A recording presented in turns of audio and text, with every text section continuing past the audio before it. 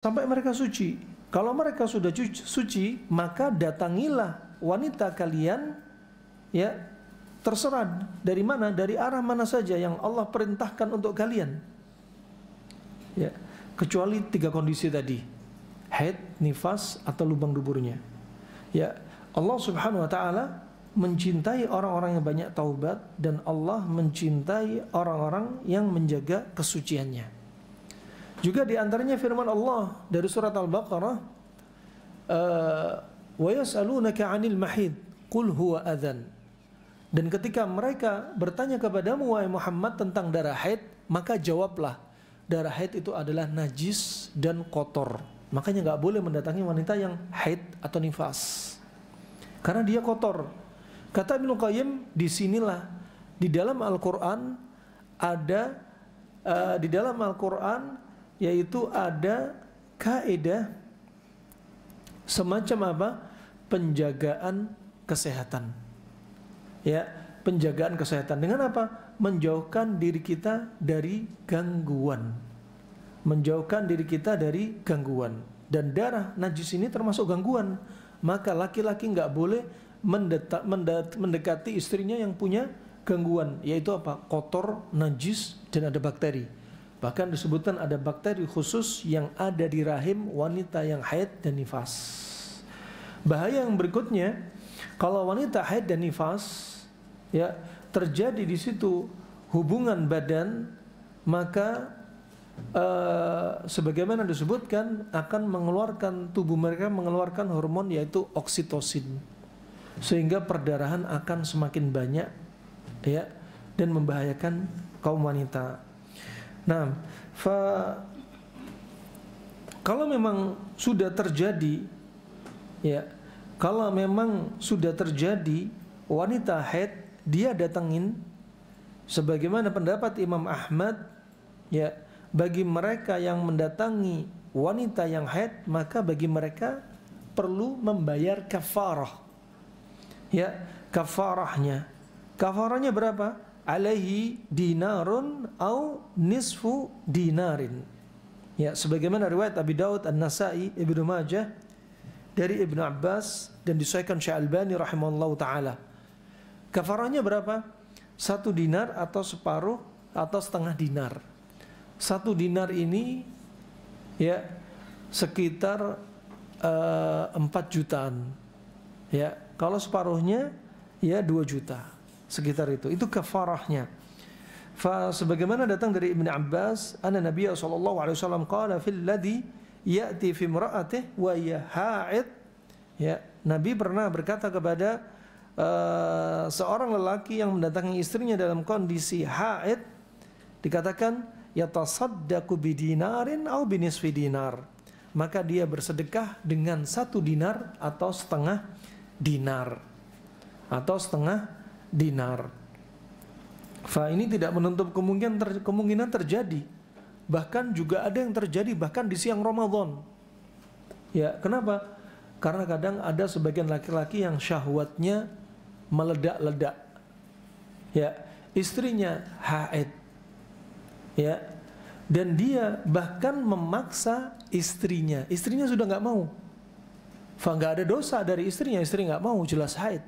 Tapi suaminya maksa. Contoh, kalau kamu nggak melayani aku akan cerai kamu. Wah, ini diancam. Kalau kamu nggak melayani aku akan siksa kamu. Wah, ini diancam. Nggak ada dosa bagi si wanita. Ya, nggak ada dosa bagi si wanita. Apalagi ini kondisi haid atau nifas. Nah, apakah boleh orang yang haid atau nifas tapi mereka hanya bermain-main saja, ya, bermain-main saja untuk melampiaskan syahwatnya dan tidak sampai terjadi hubungan intim? Sebagaimana pernah ditanya, ma yuhallilu lirajuli min imra'atihi wa hiya haid, apa yang dihalalkan, ya, bagi seorang laki-laki, bagi istrinya yang dalam kondisi haid? Kemudian Nabi bersabda, ma fauqal izar, di atasnya izar, di atasnya kain. Ya, riwayat Abu Daud dari Mu'adz bin Jabal. Ya. Dalam lafaz yang lainnya riwayat Imam Muslim, Nabi bersabda, "Isna'u kulla syai'in illa nikah." Lakukan apa saja selain nikah, maksudnya selain jima. Ya, misalkan dibolak-balik mau diapain silahkan. Selain jima, ya, selain jima. Kemudian juga dalam riwayat Imam Bukhari dari Maimunah radhiyallahu anha, qalat kana Rasulullah SAW idza arada an yubashira imra'atan min nisa'ihi wa hiya haid amaraha an ta'tazira thumma yubashiruha wal izar huwa thawb alladhi yastatiru wastal jism ma baina as-sur war rukbah. Ya, disebutkan bahwasannya Rasulullah SAW dahulu kalau menginginkan yaitu ayyubashir, bermesraan dengan istrinya, ya, dari istri-istrinya ini yang mereka dalam kondisi haid, maka Rasulullah memerintahnya untuk apa? Ditutupkan pakaian atau kain di mana? Di antara pusar dan lututnya.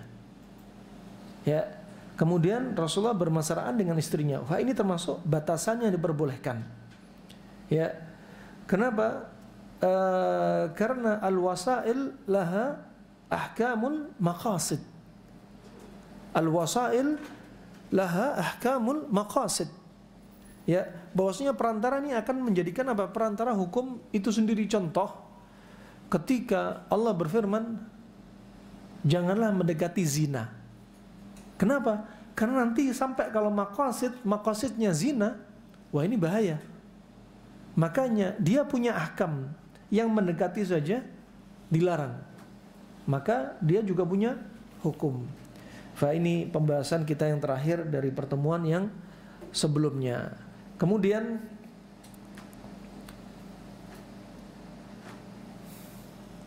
sebelum kita lanjutkan pertanyaan, apa yang dilazimkan bagi wanita yang istihadhah? Hukumnya apa saja? Bagaimana tentang wanita istihadhah? Jawaban pertama, ya, wajib bagi dia untuk mandi ketika haidnya selesai, kalau haidnya itu mu'tabarah. Kalau haidnya betul-betul itu haid, bukan istihadhah, maka wajib mandi. Yang kedua, ya, hukumnya istihadhah apa lagi? Kalau ada di antara Anda yang kena istihadhah, apa yang Anda lakukan? Contoh lagi, ya, mencuci kemaluannya. Mencuci kemaluannya dan apa yang keluar dari kemaluannya setiap sebelum sholat. Ya, setiap sebelum sholat. Kalau ketika sholat Anda sujud, misalkan ada yang keluar, udah nggak usah dipikir. Ya, Anda lanjutin. Nah, dan ini dilakukan kapan? Setiap sebelum sholat dibersihin. Nah, dengan apa? Dengan kutun, dengan kapas, misalkan. Dan kemudian kalau di zaman masa silam mereka menggunakan semacam kutun atau katun. Ya, kalau zaman sekarang bisa pakai seperti pembalut yang ada di pasaran yang tipis-tipis untuk mencegah jatuhnya istihadhah ini ke pakaian dalamnya. Ya, di zaman sekarang sudah ada pakai pembalut yang tipis yang memang khusus untuk istihadhah. Tidak seperti ketika darah haid menggunakan yang tebal-tebal dari pembalut tersebut. Nah, dan setiap sholat selain dibersihkan, ya, kemudian dia juga wudu setiap masuk waktu sholat. Ya. Juga yang jelas ada hadis yang sahih disahihkan oleh Syekh Albani rahimallahu taala terkait wanita yang haid, bagaimana disifatkan, ya. Di antaranya tada'us shalah ayyamu aqra'iha thumma taktasilu wa tatawadda inda kulli salatin. Ya. Kalau waktu haid dia tinggalkan salat. kemudian dia mandi, dia wudhu. Tapi kalau istihadhah tetap dia sholat. Dan disifatkan di sini an'atu laka al-kirsufa tahshina bihil makan. Aku sifatkan, aku jelaskan kepada kalian ya, kirsufa. Kirsufa seperti kutun atau hafaid. Kalau zaman sekarang seperti membalut. Ya, kalau dahulu seperti kain katun. Karena kainnya lebih dingin sehingga darah haid yang menetes pada pembalut di masa silam yang terbuat dari kain katun, kain-kain yang diletakkan di alat di kemaluan, alat vital mereka itu lebih dingin karena darah haid panas. Ya. Kemudian apa? Tahshina bihil makan. Sehingga apa? Tashuddu bihi al makan. Sehingga darah itu enggak kemana-mana. Kalau itu haid, kalau istihadhah juga demikian, ya, biar enggak kemana-mana pakai apa? Kirsufa.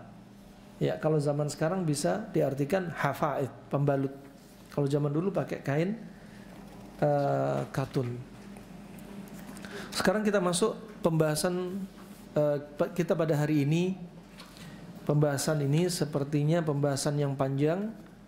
Fa insyaallah kita jadikan 2 pertemuan. An-nifasu wa ahkamuhu. An-nifas huwa ad-damu alladhi yanzilu minar rahmi lil wiladati wa ba'daha.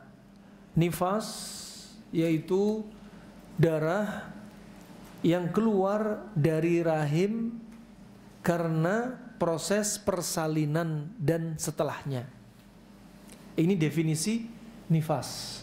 Darah keluar dari rahim ketika proses persalinan, berarti ketika keluar darah sedang proses, walaupun pembukaan belum lengkap, itu sudah dianggap darah nifas. Sudah mulai darah. Wa ba'daha, setelah persalinan, setelah janin keluar, itu juga nifas. Jadi sebelum janin keluar dan dia sudah mengalami perdarahan atau ada darah, maka itu sudah dihitung nifas. Wa ba'daha, setelah janin keluar, ya, itu juga masuk nifas. Wa huwa baqiyatu ad-dami al-muhtabis waqtul hamli fir rahimi. Fa idza waladat kharaja hadha ad-dam syai'an fa syai'an. Dia adalah sisa-sisa darah yang tertahan waktu hamil. Ya, waktu hamil di rahim. Kalau sudah terjadi proses persalinan, keluarlah darah demi sedikit. Dulu sudah kita jelaskan apa kondisi wanita sebelum haid, bagaimana kondisi rahimnya ketika hamil dan ketika sudah melahirkan.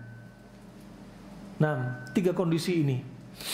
Kondisi yang pertama, ketika wanita subur tapi nggak hamil. Subur tapi nggak hamil. Maka darah ini ketika dia subur tapi nggak hamil, rahim ini akan keluar.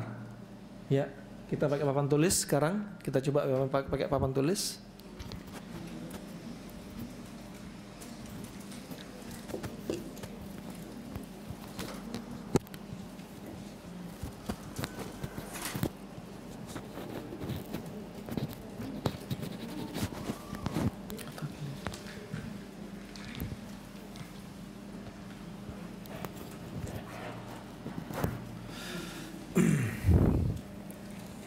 Contoh, ya, ini pada 3 kondisi.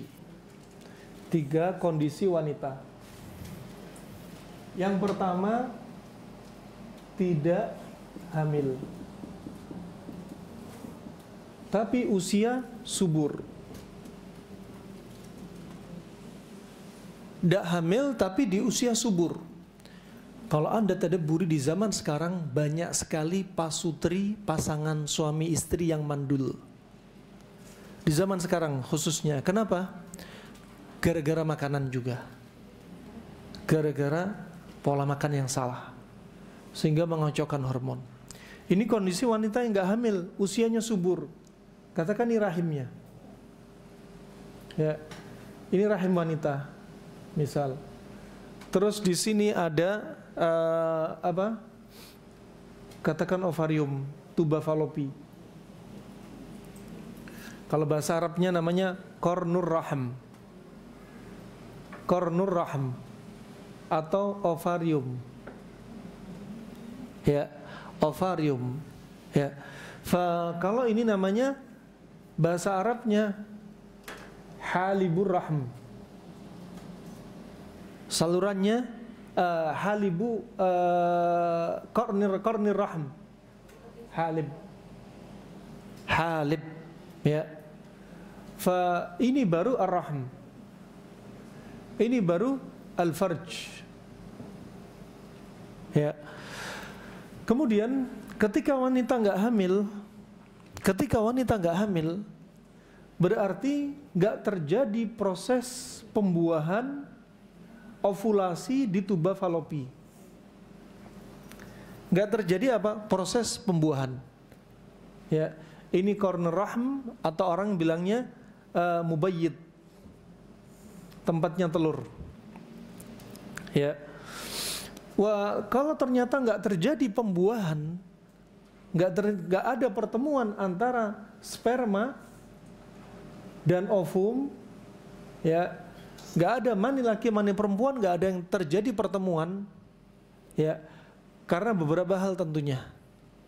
Ima gagal ketemu karena sebab wanita itu keputihan, atau sebab spermanya laki-laki 100% mati, nggak sehat semua, ya. Ada kasus laki-laki azoosperma, sama sekali nggak punya sperma. Ya, ada wanita juga demikian. Rahimnya wanita ada 4 kondisi. Rahim wanita punya 4 kondisi. Rahim wanita punya 4 kondisi. Kondisi yang pertama, kondisi rahim panas. Kalau kondisi rahim panas, ciri-cirinya ketika haid darahnya banyak tapi warnanya hitam pekat banget. Kemudian kondisi dingin. Ciri-ciri rahim dingin, ya, darah haidnya cuma sedikit, ngeflek tapi warnanya betul-betul hitam. Ini dingin, ya. Dan haidnya cuma sebentar. Yang ini haidnya berkepanjangan. Kalau rahim panas, haidnya berkepanjangan tapi warnanya gelap, lama. Kalau dingin, haidnya hanya 1 hari 2 hari sudah bersih. Tapi yang keluar darahnya sedikit, kental, hitam. Ini disebutkan dalam kitab, namanya kitab Al-Mughni. Ya, yang mengarang kitab ini tahun 425 Hijriah wafatnya. Sudah disebutkan. Rahim dingin, darahnya cuma sedikit dan hitungannya sucinya sebentar. 1 hari, 2 hari, 3 hari udah selesai. Ini justru nggak normal. Ya. Berikutnya rahim lembab. Rahim lembab sering terjadi keputihan. Ciri khasnya. Berikutnya rahim kering. Ciri rahim kering, ya, permisi akramakumullah, ya, alat vitalnya atau misfinya keset banget. Dan ini kondisi nggak normal. Ya, ini bermasalah. Ya, kalau keluar dari yang seimbang, yang normal-normal, ya, maka menunjukkan ada masalah. Masalah dari makanan dia, masalah dari psikis dia, masalah istirahat dia, ya, masih banyak yang perlu diperhatikan. Kita kembali lagi. Di sini ternyata ketika tidak hamil dan tidak terjadi proses tidak terjadi proses ovulasi, pembuahan, gak ada pertemuan sperma dan ovum, maka dinding rahim ini akan diluruhkan, dibuang. Akan diluruhkan lewat apa? Haid. Haid. Kalau ada wanita belum menikah atau sudah menikah tapi nggak haid, aminuri, atau haid tapi nyeri, dysmenorrhea, Ya, ketahuilah ini keluar juga dari normal. Menunjukkan kemungkinan terbesar darah dia kotor, kental, pekat. Kalau mau diperiksa, periksa namanya D-dimer. Ini fakta yang terjadi pada kaum wanita. Padahal dia masa subur, tapi belum menikah, atau sudah menikah tapi nggak ada hamil. Nah, ini yang perlu diwaspadai. Kalau ada wanita nggak hamil atau belum menikah, nggak haid, akan potensi terjadi stagnasi peredaran darah dan potensi akan menimbulkan tumor dan kanker. Nah, lihat ada wanita yang nggak haid, ibu-ibu nggak haid bertahun-tahun, tanyai dia, Bu, ada benjolan nggak di payudara? Bu, punya kista rahim nggak? Punya miom nggak? Punya kanker serviks nggak? Punya benjolan-benjolan nggak? Oh, banyak benjolan di tubuh saya. Nah, ini masalah jelas keluar dari normal. Harusnya dia haid, di masa-masanya dia haid. Ya, karena haid ini proses normal wanita yang sedang nggak hamil dalam kondisi subur. Nggak terjadi pembuahan, harusnya dikeluarin. Lah darah haid seringnya di sini dinding rahim. Ini darah haid. Makanya ciri-ciri darah haid, satu apa? Warnanya lebih gelap. Kemudian viskositasnya kental. Aromanya amis khas darah haid. Ya.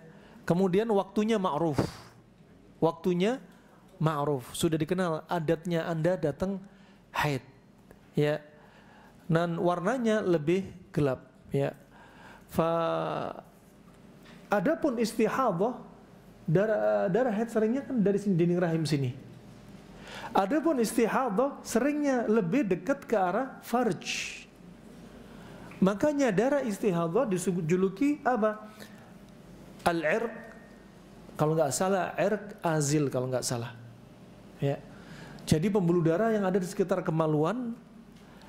Sehingga apa? Ciri khas darah istihadah warnanya lebih cerah. Dia lebih encer dan netes. Tidak kental seperti darah haid. Makanya Anda harus bisa membedakan. Jangan sampai wanita haid nggak tahu antara haid dan istihadah. Nah, ini diantaranya kalau wanita nggak hamil. Sekarang kondisi yang kedua, saya hapus ya.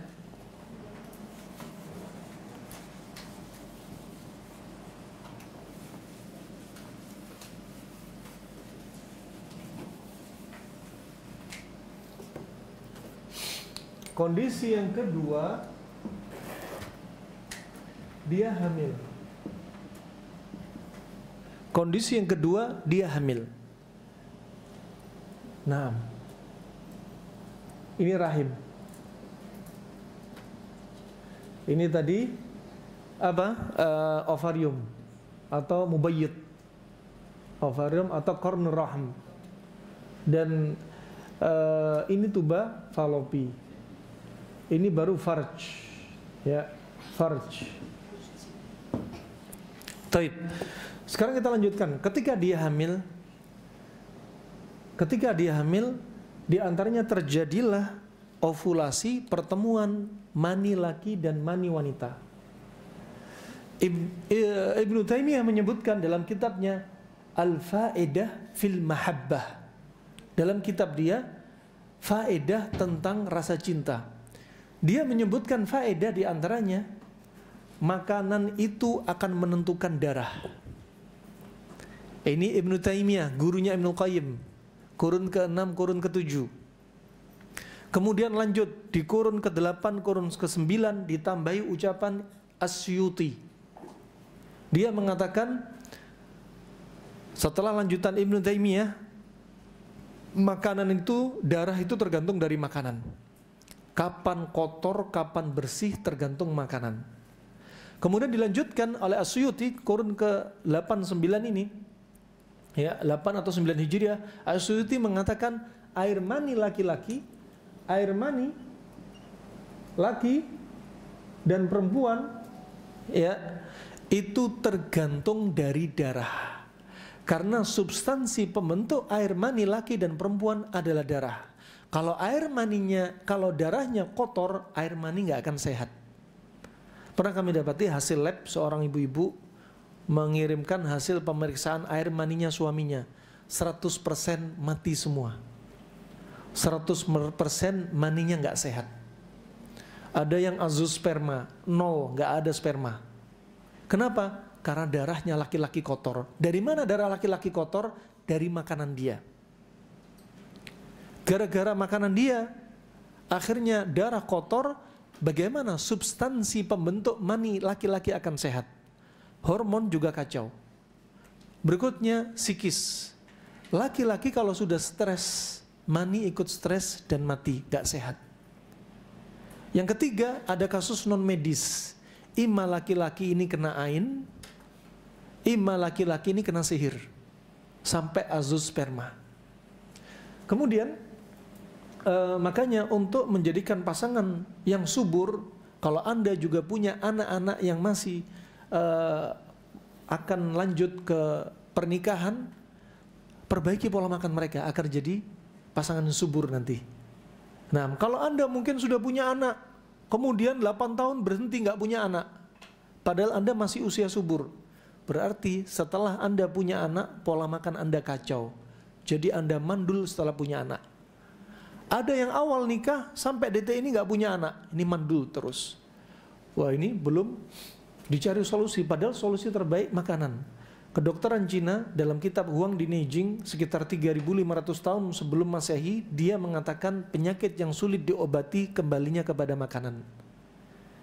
Hippocrates ya diperkirakan 370 tahun sebelum Nabi Isa lahir sudah berwasiat, jadikan makanan Anda sebagai obat, obat Anda adalah makanan Anda. Nah, sebelum kita bahas tentang nifas, kita bahas masalah hamil dulu. Kalau sudah ternyata subur, air mani laki, air mani wanita, terjadi pertemuan, terjadilah ovulasi.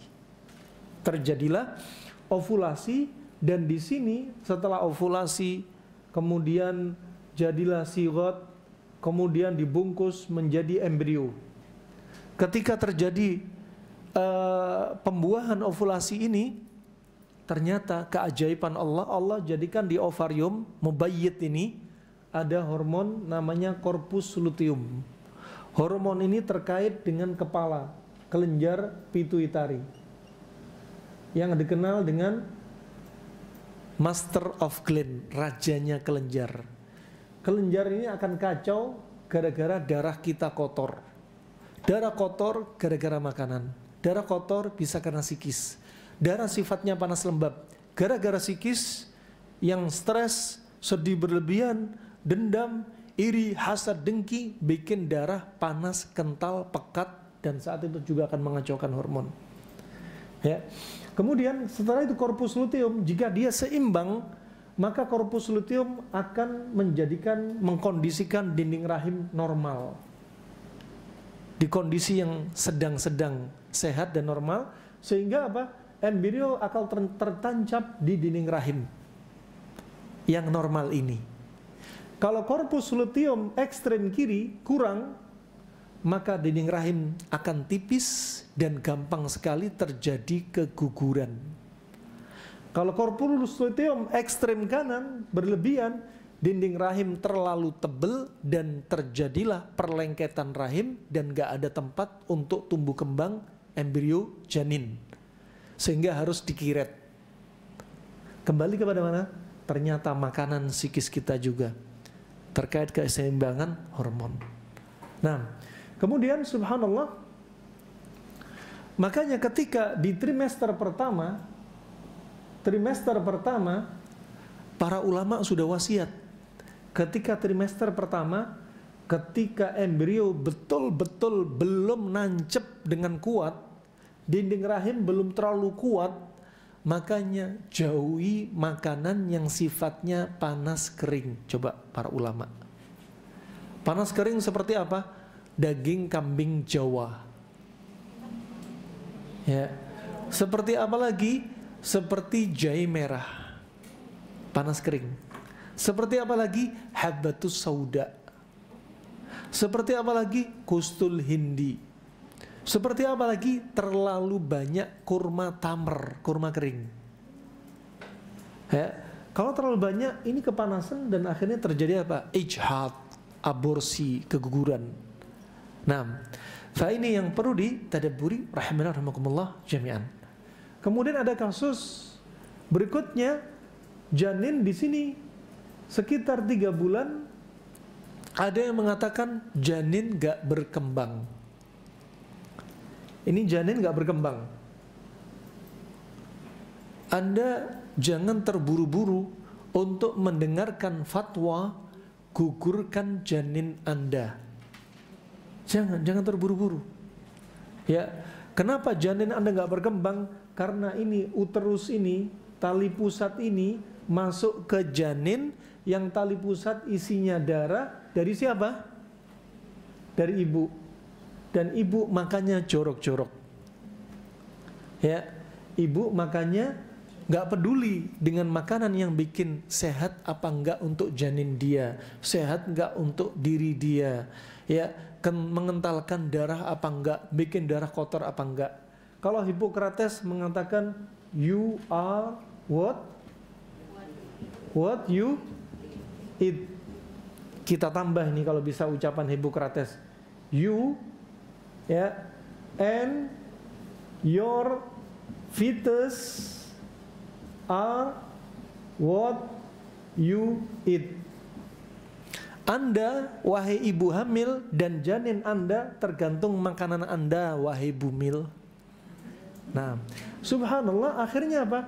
Janin gak berkembang. Kenapa? Gimana mau berkembang? Darahnya Anda kental, pekat. Periksa lagi D-dimer.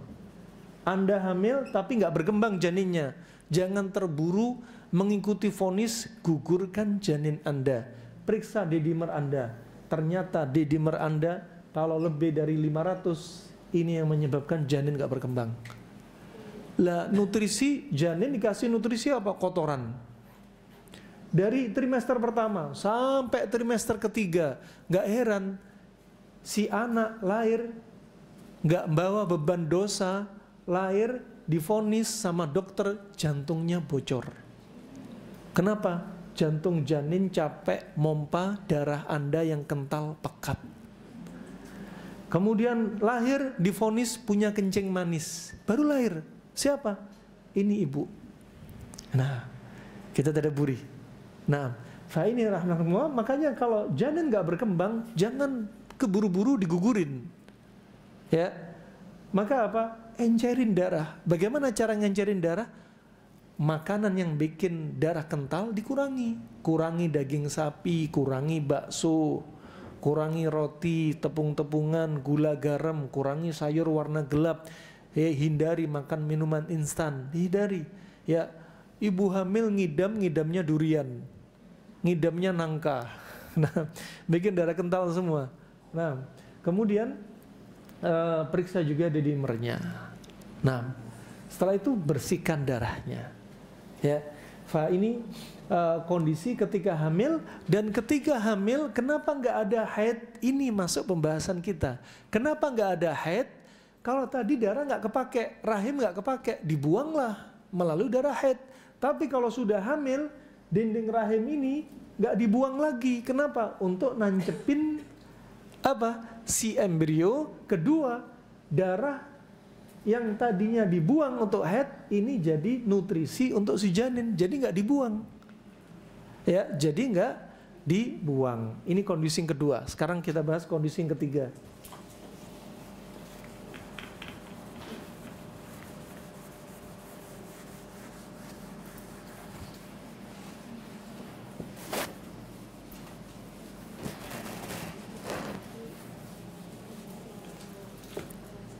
Kondisi yang ketiga, kondisi yaitu kondisi proses persalinan dan pasca persalinan. Inilah yang disebut darah nifas. Ya, ketika sudah mulai pembukaan, ketika sudah mulai ada darah keluar, maka saat itu disebut darah nifas. Ya, saat itu sudah darah nifas. Makanya dari sini berlaku hukum fikih. Ketika sudah keluar darah, sudah nggak sholat lagi, udah nggak puasa lagi. Nah, nggak puasa lagi.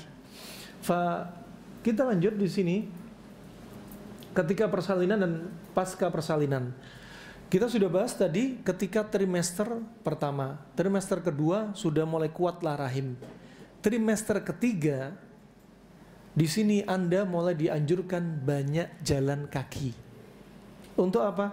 Melancarkan peredaran darah, menguatkan otot-otot yang membantu persalinan.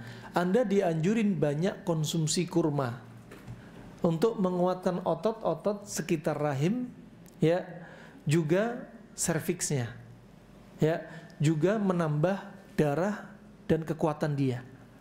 Nah, dulu pernah kami dapati ada teman kami sudah kira-kira harusnya 9 bulan 10 hari sudah datang tempo, ya, harusnya sudah lahir tapi nggak lahir-lahir, sudah lebih 2 pekan, dan dokter menganjurkan harus operasi. Dokter pakai teori 9 bulan 10 hari juga, diantaranya ini waktu maksimal. Kenapa? Khawatir ketuban itu apa? Kotor, ya, atau bisa pecah. Tapi kenyataannya orang-orang di masa silam ada yang sampai hamil 3 tahun di dalam perutnya si ibu, sampai kukunya si bayi panjang-panjang. Nah, dan terjadi keanehan-keanehan. Dan ini dokter mengambil kayak gini, kenapa? Karena menjauhi kemungkinan terburuk. Maka mereka ambil apa? Untuk disegerakan. Tapi kenyataannya subhanallah 9 bulan 10 hari nggak hamil-hamil, nggak ada his, nggak keluar. Cukup apa? Subhanallah, terapinya simpel. Jalan 1 kilo pagi sore. 6. Ditambahi lagi jaraknya. Dalam hitungan berapa hari, alhamdulillah mudah untuk proses persalinan. Ini diantaranya cara simpel. Banyak cara-cara yang lainnya juga banyak. Sekarang untuk trimester ketiga lanjut, kemudian lanjut proses persalinan pasca persalinan. Di sini ketika persalinan, katakan ahlinya yang paham tentunya, dari proses pembukaan, ya, kemudian keluar darah mulai keluar. Nah, ini dinding rahim mulai keluar, sama janin-janinnya, ya, sama ketubannya, sama ari-arinya, dia keluar, ya. Ketika keluar berarti rahim dibersihin, ya, rahim dibersihin, jadilah darahnya darah nifas. Darahnya darah nifas, kotor nih yang bekas-bekasnya. Tapi darahnya nanti akan berubah fungsi. Jadi apa? Akan menjadi substansi air susu ibu. Nah, beda lagi kasusnya. Akan menjadi air susu ibu. Di antaranya ada kasus air susu ibu nggak keluar. Kenapa nggak keluar? Sama, ada darah kotor, menjadikan hormon kacau, ya, sehingga air susu nggak keluar. Ada air susu berlebihan, sebaliknya ekstrem kanan, ekstrem kiri nggak keluar sama sekali, ekstrem kanan kebanyakan berlebihan. Nah, ini pembahasan kita pada kesempatan kali ini. Nah, sebelum masuk bab sebagai muqaddimah, kemudian berikutnya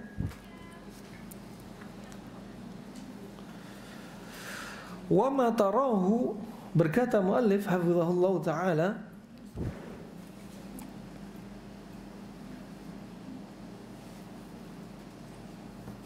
berkata muallif hafizahullah ta'ala, wa ma tarahu qabla al-wiladah min khuruji ad-dam ma'a amaratil wiladah fahuwa nifasun. Dan apa yang kalian lihat sebelum proses persalinan, ya, sebelum persalinannya masih apa? Masih sedang saja, dan di sana dia keluar darah dan ada tanda-tanda persalinan seperti pembukaan, ya, pembukaan jalur rahim, juga ada tanda-tandanya rasa his, nyeri, fahuwa nifasun, maka darah itu sudah dianggap darah nifas. Dari sini sehingga berlaku kita bisa apa? Mengetahui hukum sejak kapan wanita yang mau melahirkan sudah nggak boleh sholat lagi, nggak boleh puasa lagi. wa qayyadahu al-fuqaha biyaumaini aw thalathatin qabla al-wiladah. Ya, dan di sana ulama menjadikan kaidah di antaranya dikaitkan dengan apa? Sekitar 2 hari atau 3 hari sebelum proses persalinan. Ini terutama pada apa? Kehamilan yang pertama, anak pertama. Ya, kehamilan anak pertama yang lebih susah, beda dengan anak-anak yang berikutnya. Gak butuh waktu hari yang lama, bahkan hitungan jam yang singkat. Katakan dari hisnya, his yang asli, his yang bukan palsu, ya mungkin 9 jam, 10 jam, 11 jam sudah terjadi proses persalinan. Ya, adapun pada anak pertama yang wanita ini belum pernah melahirkan, kadang kerasa sangat lama. Wal ghalib anna bidayatahu takunu ma'al wiladah. Tetapi rata-rata mayoritasnya ya darah nifas ini terjadi ketika persalinan. Ketika memang proses persalinan sudah mau keluar, ya. Wal mu'tabarah wiladatun ma tubayyinu fihi khalqu insanin, ya. Dan mu'tabirah di sana yang dianggap sebagai hukum nifas ketika persalinan itu betul-betul nampak jelas dia ada wujudnya janin, wujudnya sebagai wujud manusia, bukan wujud gumpalan darah.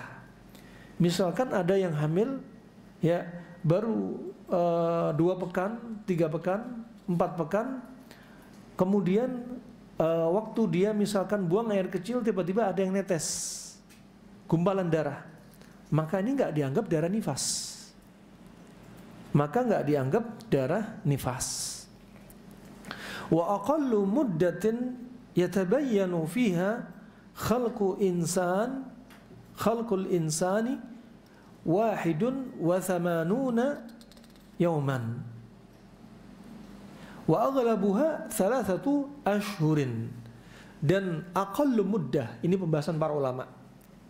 Kalau kita membahas ilmu fikih dari misalkan Bulughul Maram, misalkan membahas fikih-fikih besar yang lainnya, mungkin kita butuh waktu panjang untuk mengumpulkan ucapan para ulama. Tetapi Syekh Shalih Al-Fauzan di sini merangkum untuk memudahkan kita. Inilah fungsinya kita belajar langsung atau membaca dari kitab ulama di zaman sekarang. Kenapa? Karena mereka sudah mengumpulkan pendapat-pendapat ulama yang di masa silam. Kita hanya terima instan saja. Wa aqallu muddatin yatabayyanu fiha khalqul insani, ya, dan minimalnya waktu yang dibutuhkan untuk mengetahui jelasnya di situ sudah nampak penciptaan manusia, yaitu apa? 81 yauman. Ketika sudah usia hamilnya 81 hari.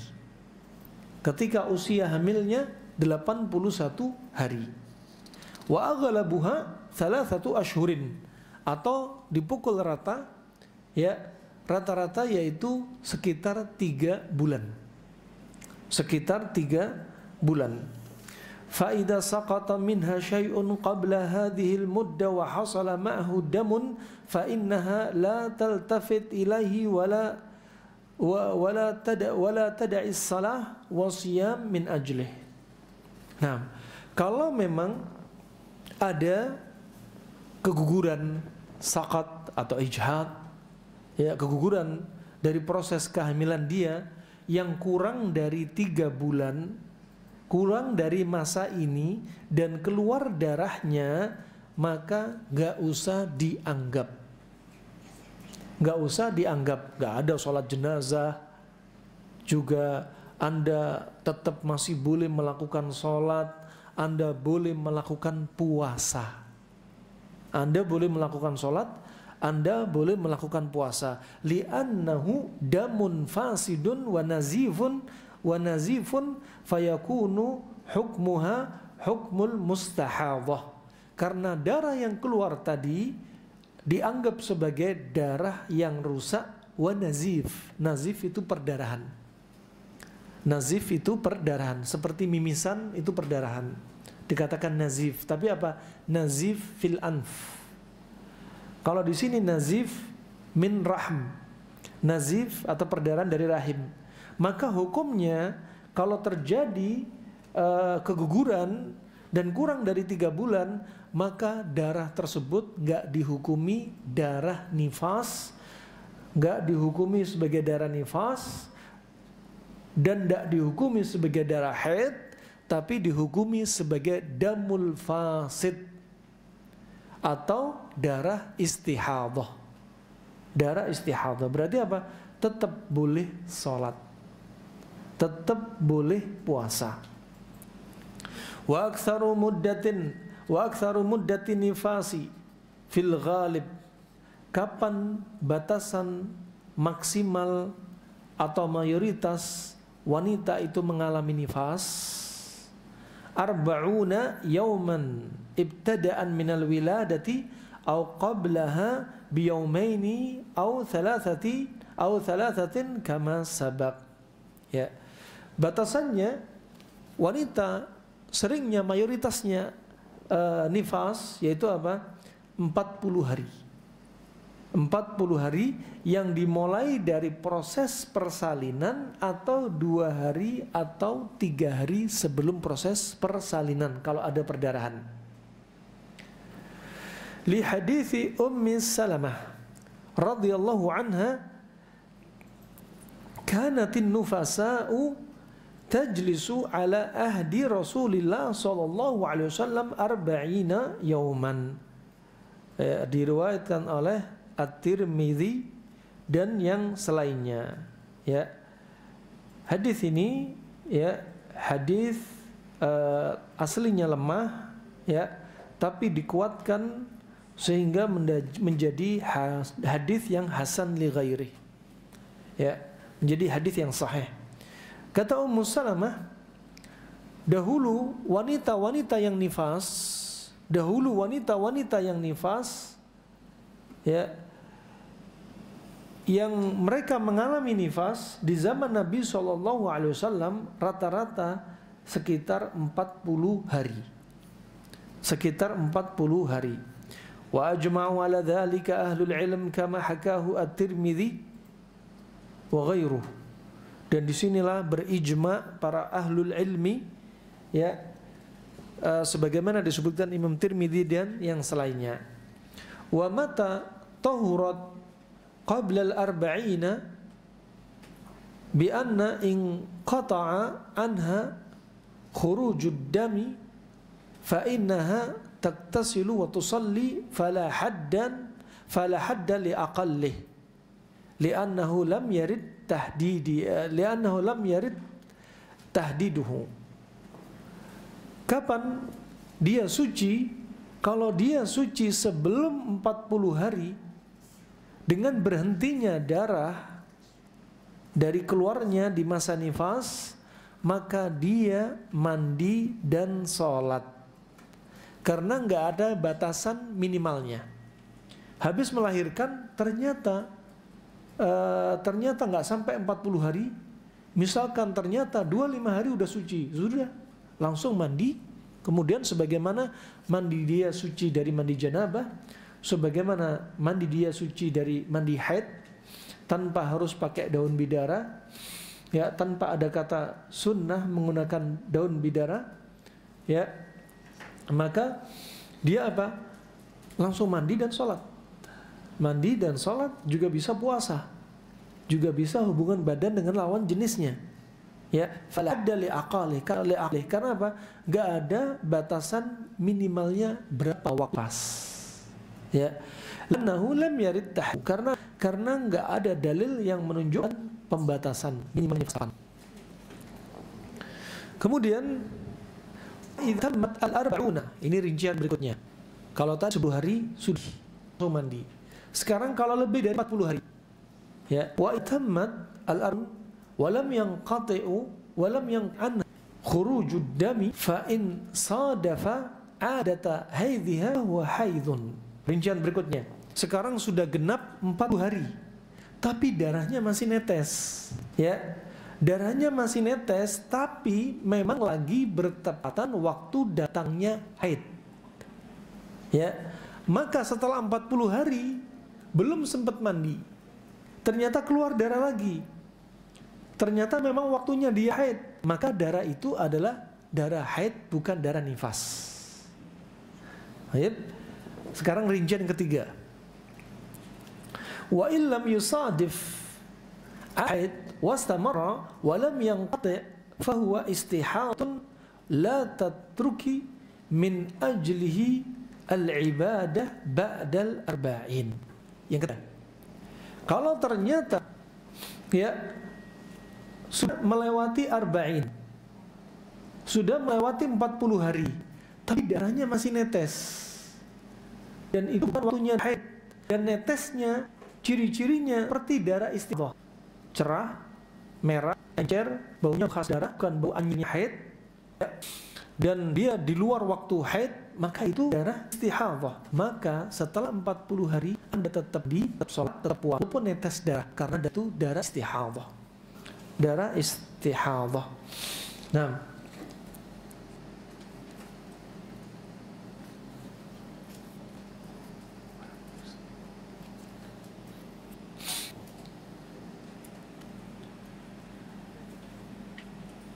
baik, cukup insyaallah ya. Baik, kajian kita kali ini sepertinya cukup saja sampai di sini. Insyaallah pertemuan berikutnya masih lanjut seri kedua dari pembahasan nifas dan hukum. Ya, masih di judul yang sama, lanjutan materi kita pada kesempatan kali ini. Nanti dicatatmin biar nggak lupa. Seri kedua lanjutan dari hari ini.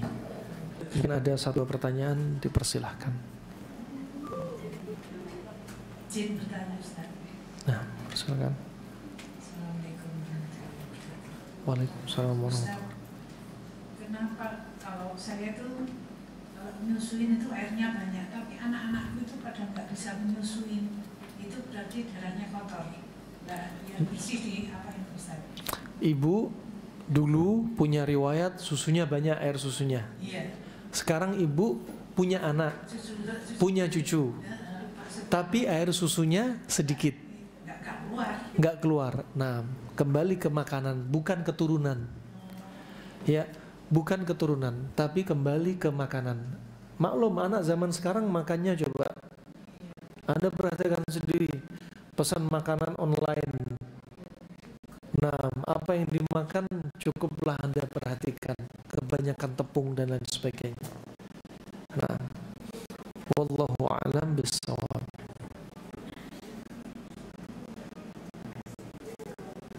Ada yang lainnya? Ya.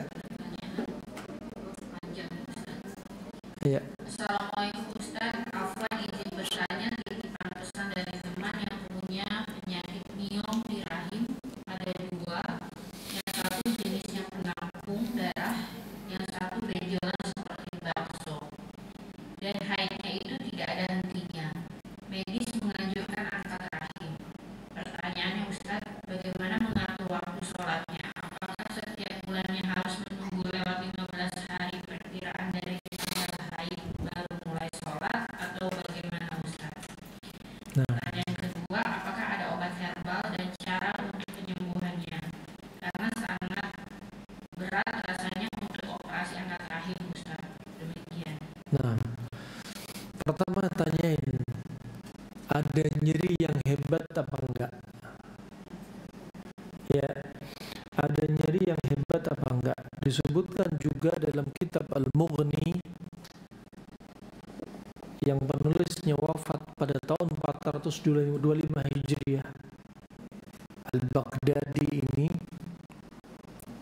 dia termasuk alimut tib, ahlinya ilmu pengobatan di masanya. Dia menyebutkan benjolan itu ada dua, ya, benjolan panas, benjolan dingin. Ya, tadi yang disebutkan benjolan yang seperti mangkok, ada yang seperti bakso, jadinya mangkok sama baksonya lengkap tuh. Ya. Nah, lihat pertama hobi makan dia. Kalau hobi makan dia panas-panas, ya berarti benjolan yang muncul panas-panas maksudnya sifat. Benjolan yang muncul di rahim dia berarti sifatnya panas. Kedua, kalau benjolannya besar tapi dia agak empuk, tapi kalau di rahim kan sulit diraba, kemudian disertai nyeri yang hebat, berarti benjolannya sifatnya panas.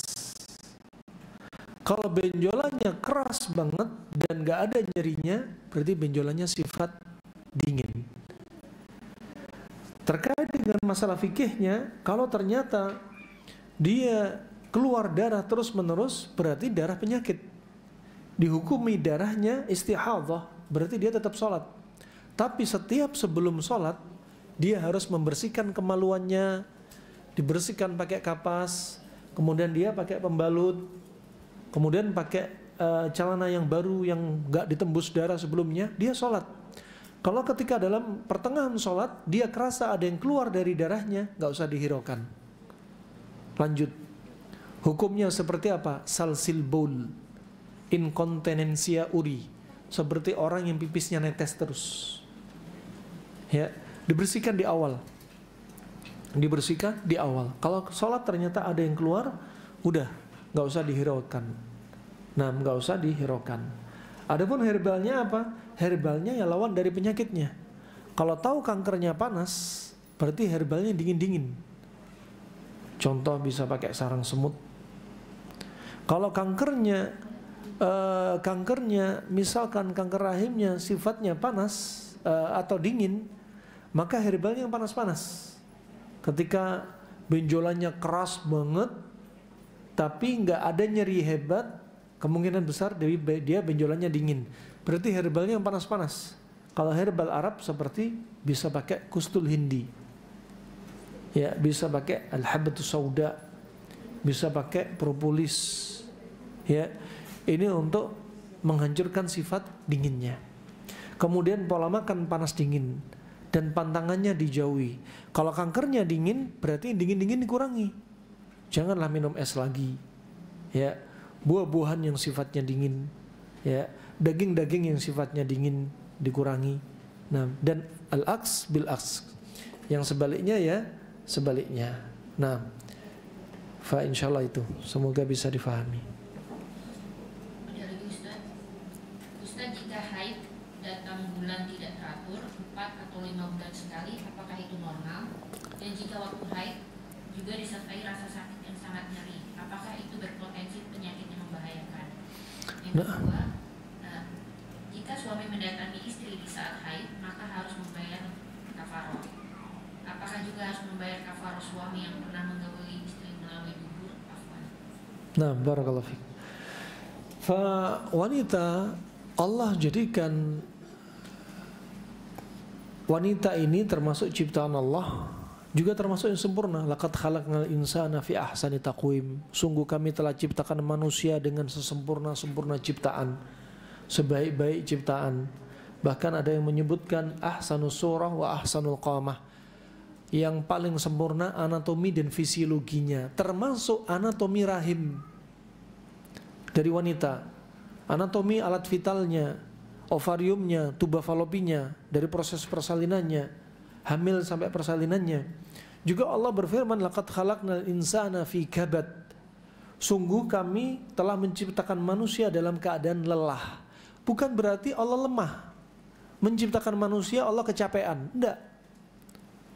Maksudnya lemah di sini menunjukkan kata Syekh Ibnu Utsaimin dan Syekh Shalih Al-Fauzan, yaitu Allah menciptakan manusia benar-benar sungguh-sungguh dan dalam keadaan sempurna.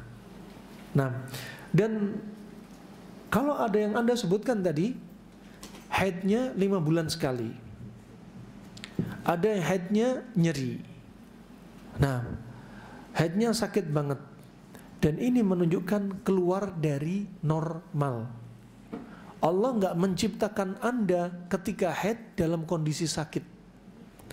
Allah nggak menciptakan diri Anda ya yang di masa subur bisa nggak haid bulan-bulan bahkan tahun-tahun. Enggak. Allah menciptakan Anda dalam kondisi sempurna. Anda jangan salahkan takdir Allah. Alhamdulillah saya nggak haid 1 tahun, ini semua takdir Allah. Allah nggak makan, Allah nggak minum. Anda yang makan, Anda yang minum. Anda lah yang bikin diri Anda nggak haid. Kebanyakan tepung, banyak roti, banyak makan minuman instan, banyak gorengan, ya, subhanallah. Kemudian banyak ngemil, ya. Hobinya wanita kan ngemil dan ngemol. Nah, kebutuhan makan tersier. Fa subhanallah rahimakumullah jami'an. Fa kalau keluar dari normal berarti apa? Ya kita sendiri yang perlu introspeksi diri. Allah sudah berwasiat dalam surat An-Nisa ayat 79. Ma asabaka min hasanatin faminallah wa ma asabaka min sayyi'atin famin nafsik. Kalau Anda mendapat nikmat dari Allah, nisbatkan kepada Allah. Anda punya anak, punya cucu, nisbatkan kepada Allah. Anda jadi wanita sehat, nisbatkan kepada Allah. Wanita subur, nisbat pada Allah.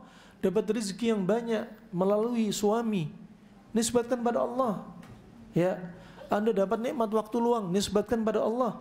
Tapi kalau Anda dapat musibah, Anda dapat malapetaka, Anda dapat penyakit, Anda dapat sakit, jangan nisbatkan kepada Allah, nisbatkan kepada diri Anda sendiri. Karena Allah nggak makan, Allah nggak minum. Ya, tapi Andalah yang makan, Anda yang minum. Ya, Anda memang kalau sakit subur dari Allah. Tapi Anda subur mau pilihan Anda, mau pilihan, mau sehat sakit juga, mau panjang umur pendek juga pilihan Anda. Umur di sisi Allah. Ya, tapi gara-gara makan dia kacau, ternyata usia muda. Jangan bilang semua takdir Allah. Kita punya andil semua takdir Allah, tapi kitalah punya peran sebab. Kita bukanlah orang-orang jabriyah, aliran menyimpang. Kita ini sudah dipaksa sama Allah. Kafir sehat sudah dicabut. Jadi urusan Allah. Ya, kita ini sudah apa? Kalah dengan Allah. Dipikir apa? Allah nggak memberikan sebab. Nah, fa ini rahimakumullah jami'an. Kemudian berarti apa yang perlu diperhatikan? Perbaiki pola makan, pola pikir, jangan sampai jadi stres ya. Stresnya bisa kacau. Wanita stres, tubuh yang kami dapati seorang yang dengan orang yang sekitarnya, imam pasangan hidup, imam adiknya, imam bapak ibunya, gara-gara stresnya dia gampang semua sakit, opname gara-gara sakit mah, gara-gara stres sendi-sendi sakit, gara-gara stres sampai nggak hamil-hamil, gara-gara stres sering kesemutan, tensi naik, terus muncul penyakit. Jadi jangan dianggap penyakit hanya makan saja. Kondisi kita juga pengaruh. Selain di sana medis. Pertanyaan yang kedua tadi apa? Apa pertanyaan kedua tadi, Bu? Jika suami bisa haid. Kemudian mendatangi lubang duburnya. Permisi. Ya. Kalau suami mendatangi istri dalam kondisi haid.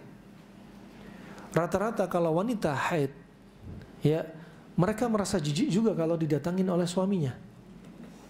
Tapi ada wanita haid buat lonjak-lonjak sampai memaksa dirinya suaminya Mas, ayo mas, awas kalau enggak kamu.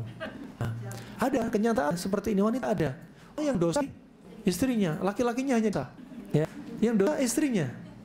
Berarti tetap harus dia apa? Sebagaimana hadis diriwayatkan tadi, ya, oleh Ibnu Majah, dia diriwayatkan oleh juga Imam Nasai, Abu Daud, disahkan Syalbani, maka bagi dia wajib kafar. Siapa yang wajib berarti? Bisa di istrinya, karena istri yang memutuskan pada hal ini, suaminya terpaksa. Ya, mas awas mas, kalau kamu nggak mau, anak nggak tak susun lagi. Ya, aku mending minta ya, oh aku akan pukul kamu, aku kunci kamu nanti mas dari luar. Diancam. Nah, ada manusia wanita panas. Pernah kami dulu Yaman, ketika di Yaman laki-laki dadanya keker. Datang, kamu punya waktu nggak? Kata dia, kamu lemah. Anda istriku sehari 8 kali. Kita kayak gini ada. Dan dalam kondisi haid dia maksa suaminya dan terjadi. Berarti yang bayar kafarah siapa? Istrinya. Kafarahnya apa tadi?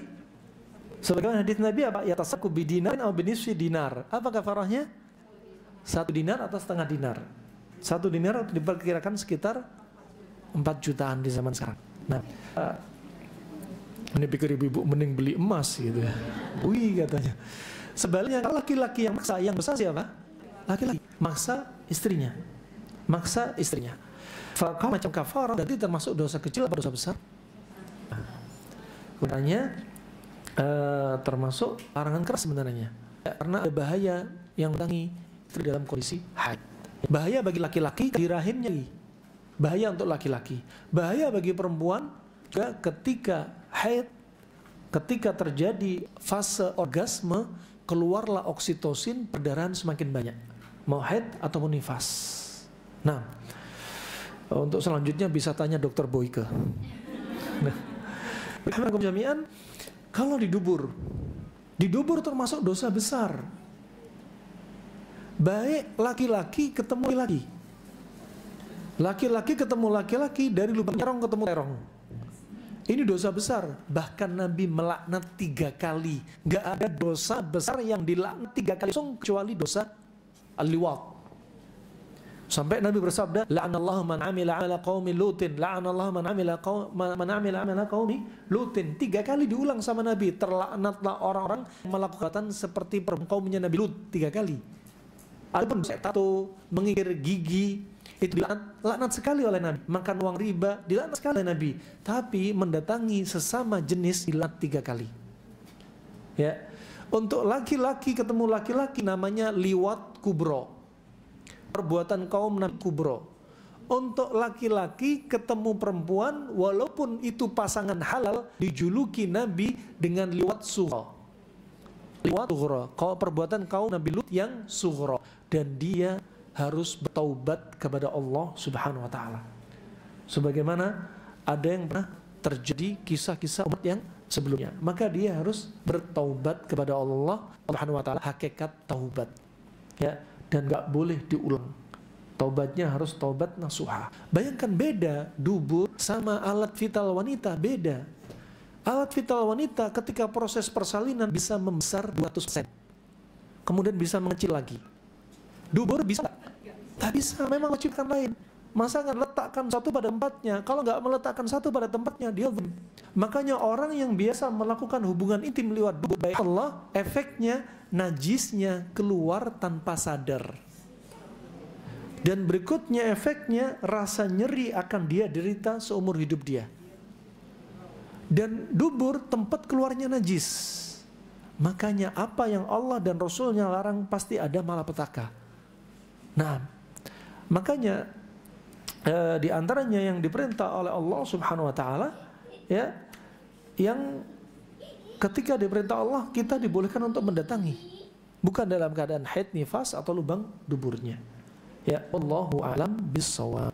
Yang lain ada cukup? Nah. Bagaimana dengan menyusui yang 8 bulan setelah melahirkan belum haid lagi? Apakah itu benar, Ustaz? Ibu menyusui, terus sudah 8 bulan belum haid lagi. Menyusui ini termasuk kontrasi alami. Ketika ibu menyusui di awal-awal itu sebenarnya terjadi apa? Hormon belum siap, ya, juga rahim belum siap, dan ini termasuk kontrasepsi alami dari Allah Subhanahu wa taala. Ya, dari Allah Subhanahu wa taala. Dan ketika sudah siap, kalau di hubungan intim nanti akan, dan toh Anda nggak tahu berapa lama kontrasepsi alami ini. Makanya nggak jadi jaminan. Nggak jadi jaminan. Kadang ada yang sampai 8 bulan. Ya, ada yang sampai 8 bulan. Maksudnya apa? Kontrasepsi alami bisa sampai berbulan-bulan, ada yang lama. Kalau sekarang sudah 8 bulan, padahal masa nifas sudah berlalu, tapi nggak haid, bisa jadi ini karena masalah psikis dan masalah fisik. Seperti kasus baby blues, berdampak haid. Kenapa? Mana hormon juga. Baby blues karena gangguan suasana hormon, juga bisa jadi gangguan jin.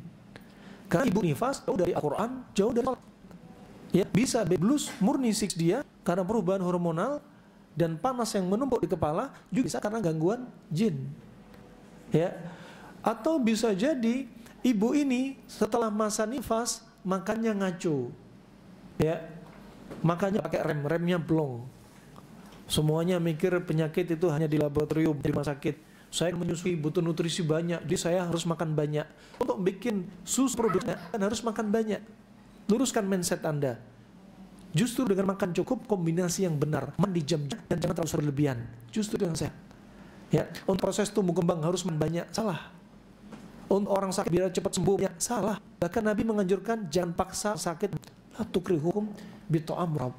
Fa inna Allah ta'ala rizqihim. Akhirnya kurus. Jadi gemuk ideal hanya gara-gara makan riwayat Ibnu Majah. Makan apa? Timun dan kurma. Enggak makan daging, tapi jadi enggak makan daging, tapi gemuk ideal.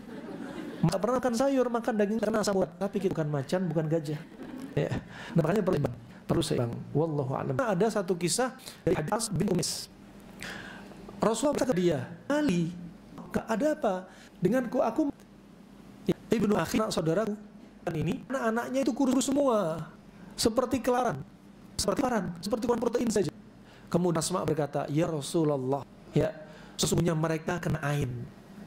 Berarti anak kurus bukan karena makan yang nggak benar juga, ternyata juga bisa kena ain. Makanya medis perlu dilihat. Nabi kemudian memerintahkan agar anak ini diruqyah. Nah, wallahu a'lam bishawab. Insyaallah itu ya. Nah, maka aslinya wanita itu apa? Harusnya haid. Kalau ada nggak haid, 4 bulan menyusui haid, ya berarti perubahan hormon ini apa? Normal, karena didukung dia nggak baik. Jadi hormon nggak normal. Bisa jadi setelah berhenti nifas, dia pasang alat kontrasepsi, pakai IUD yang hormonal, padahal hormon di IUD sama tubuh dia, atau pakai atau pakai suntik, ternyata menyebabkan hadiah. Kalau sebabnya karena semacam hentikan sebabnya perbaiki pola makan. Jadi yang aman IUD hormon. Pakai kondom. Mungkin bisa sperma di luar. Kalau kondom atau alergi, si akramakumullah. Insyaallah itu aja. Barakallahu fiik. Dalam kedokteran Arab klasik, bahwasanya herbal itu dikonsumsi itu kan saja. Ya, ketika dibutuhkan saja, enggak dikonsumsi terus-menerus tiap hari. Ya. Kan anak dikasih propolis ini sifat panas. Bisa panas kering. Berarti ketika anak ini sedang kena masalah dingin atau dingin lembab atau lembab. Misalnya anak sering pilek. Contohnya, anak sedang cacingan. Cacing ini tinggal di usus yang lembab. Anak kebanyakan makan minuman instan, kebanyakan minum air, kebanyakan minum es, kan buah sifat dingin. Ususnya dingin, lembab, akan banyak muncul bakteri, cacing dan jamur. Ya. Kalau ada yang diare gara-gara sifat seperti ini, berarti diarenya sifatnya dingin. Kalau diare sifat dingin, kasih madu, kasih propolis. Kalau diare sifat panas seperti ibu ini, sukanya makan cabai, sambal, sapi, sukanya panas-panas. Kalau berarti diarenya panas, berarti kasih pendingin. Ya, maka anak yang kasih propolis bukan saja. Nggak rutin. Kalau terlalu rutin, padahal nggak dibutuhkan, tubuh sudah normal, dikasih propolis terus, lah tubuh dia seperti propolis, kering. Lama-lama dia gatel psoriasis. Lama-lama dia kena autoimun sifatnya panas. Ya, dan seterusnya. Makanya jangan jadi manusia yang gampang was-was. Ya, dikit-dikit kasih ini biar kena ini, was-was ini kadang berlebihan. Nah, wallahu a'lam bishawab. Cukup insyaallah. Nah, itu aja bisa kami sampaikan.